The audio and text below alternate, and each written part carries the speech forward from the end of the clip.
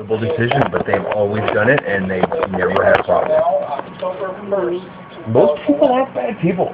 Most people are, even the vast majority of Christians are perfectly okay with other people having whatever beliefs they want. The problem is politicians think that that's how other Christians want to be, and that's how the media presents Christians. So that's the impression that people have. Most people are good people. Most people don't give a fuck how other people live their lives.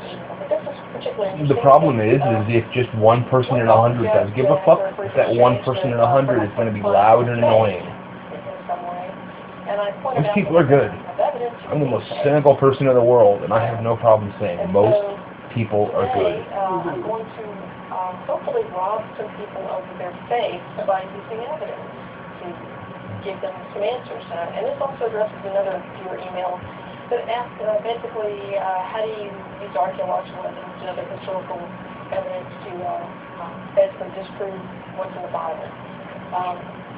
So first of all, I want to address that particular question. There was probably only one terrible person in the secret tonight. We just happened to be sitting. It's actually true, and something that can be probably not true. So one of the things I want to do is use an example to illustrate how historians go about all I wanted was for her to ask her grandson or doubtful. And if he'd been talking as much as he was, and her response each time has been, I wouldn't have said a word. Honest to God, babe. Oh, I know. These events actually happen. Trust me, I'm not mad. And if yes, anybody but them. They count the Bible and reasonably... Him, her. Not him. Not him. And the good news is that the Bible actually makes... He did something wrong, but he's 5 and he didn't know it. So we can take a look at these and that was part of what made me so upset, was her response was, he's fucking 5! Fuck you, he's 5! Yeah, bitch, he's not the one I have a problem with. Jerusalem recorded in there. One supposedly took place... I don't know if you saw my staring, but when I was staring those 2 times, I wasn't staring at him. Wasn't staring at him. When I looked at her, I know it could be extra-biblical, contemporary... At the very end? Yes. Go back and look at the Babylonian records. One of the things that you do when you've got an alleged battle recorded... If someone is just bothering me, everyone bothers me. So, I'm aware of that. If someone is... someone else in the theater to say something too. And I don't blame them. People are good. People don't want to cause shit. Sometimes you have to. Sort of bracket that and actually document that this did occur. Second, we have the names of the Jewish kings. I would have really stayed around. I was honest with the manager. I didn't want escalation. No, you're right. I didn't want to make her night any worse. I didn't want it to turn into a fight. I didn't want to argue. I didn't want a confrontation. I just wanted to enjoy the movie. I don't want to win. I just wanted to enjoy the movie. And Zedekiah met a particularly gruesome fate. He was actually forced to watch curious what happened in the end, but I didn't want to make things worse. Changed to captivity. And again, the Babylonian records... That's just not fair to the people that look at the theater.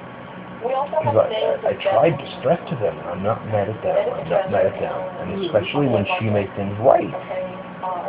The movie theater was golden. I'm impressed by the way they treated that. Those names are actually on the list. I just wanted to enjoy the movie. And the dates of their reigns are in accordance with the account. And she actually said, I paid my money, I can do what I want. As if her paying her money validates that she ruins the movie experience for everyone around her.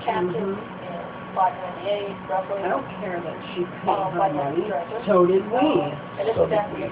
So did everybody in that freaking theater. And then it says that If we go to the records, we find that Nebuchadnezzar actually reigned 605 BCE to approximately 562 BCE,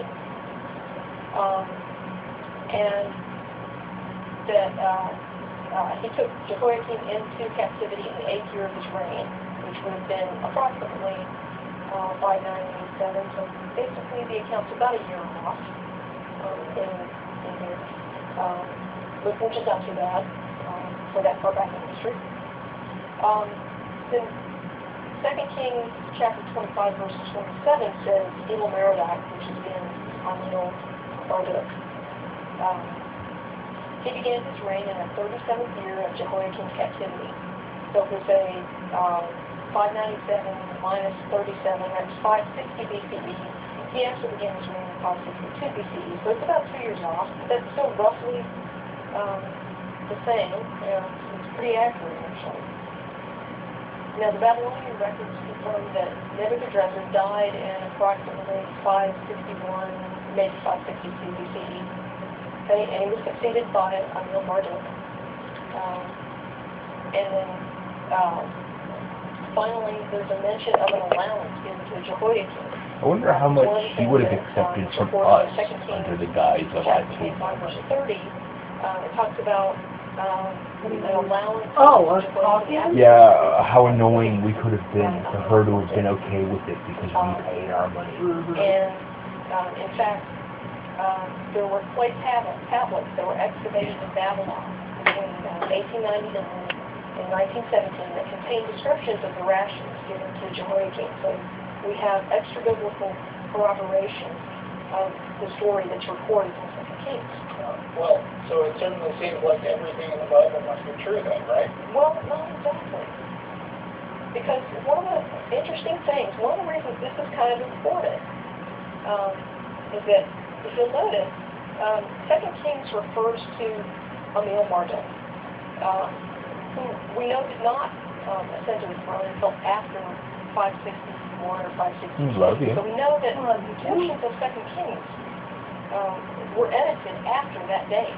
They have to be. I like the same, I think you did it.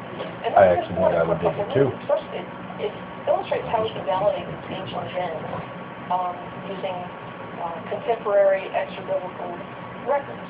So we validated it's historical. And it was showing where there are a couple of things that we know about the timeline here.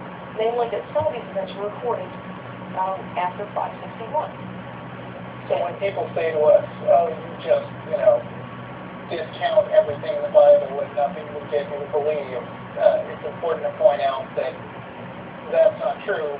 We're just asking for corroborating evidence, and then we find an event like this where Nebuchadnezzar is...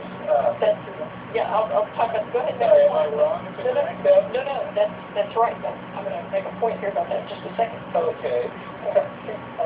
So when we find out that an event like this is backed up by independent historical evidence, being able to be verified by different sources, then, if it can be demonstrated, then that's the kind of thing we're inclined to accept as true. That's correct. Okay. Now, you mentioned Nebuchadnezzar, and notice I used the pronunciation Nebuchadnezzar. I didn't understand that. Okay.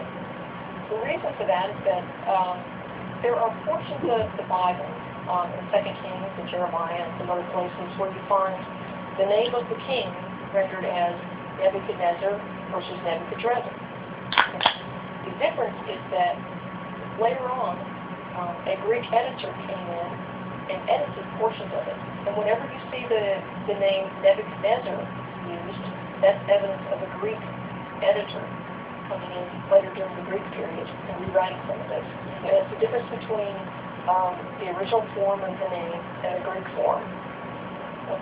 So it's one of those historical anachronisms that's important for dating a passage and for identifying where it may have been edited by later editors. So are you saying that sometimes the Hebrew R symbol appears and sometimes the Hebrew N symbol appears? Well, because it's been jacked with? It's been edited by a later editor. Okay. Okay, so again, we're getting back to why this is important. And it's that, first of all, it demonstrates we don't arbitrarily reject what's in the Bible.